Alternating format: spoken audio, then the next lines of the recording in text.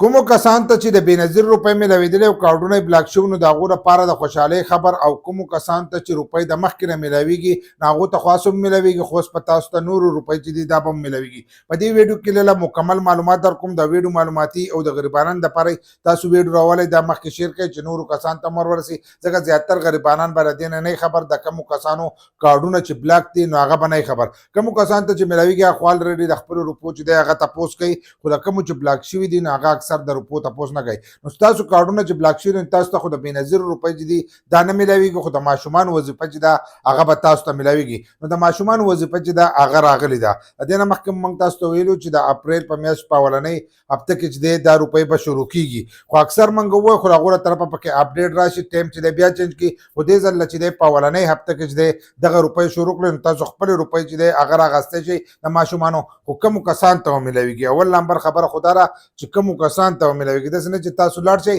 او تاسو ته روپۍ میلاو نه شي نو هم به یې وخت ضایع شي هم په کرایانو چې کومې روپۍ لګېدلي هم به هغه روپۍ چې دي هغه به ستاسو ورسره هم ضایع شي بل لا حکومت چې دی هغه هم لاکډاون لګولی او هغه چې د پیټرولو بچت راوسته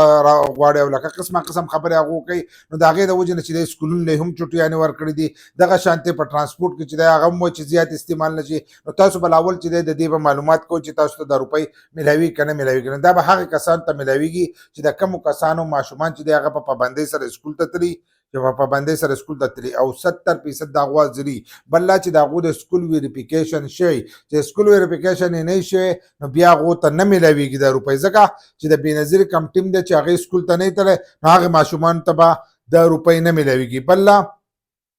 چې تاسو به معلومات کوئ معلومات په دا کوئ که ستاسو په خوا کې سکول یا سکول ته به لاړ شئ په سکول کې به تپوس وکئ تپوس به وکئ چې د بېنظیر ټیم دلته راغلی او که نه و که هغه وایي چې راغلی دی ویریفیکیشن یې شوی دی نو بیا به لاړ شئ خپلې روپۍ به راواخلئ ځکه په دې کې چې اوس د یخنۍ کومې چوټیانې تېرې شوې نو د هغې د وجې نه د ځینې سکولونو ویریفیکیشن چې دی دا نه دی شوی دغه شانتې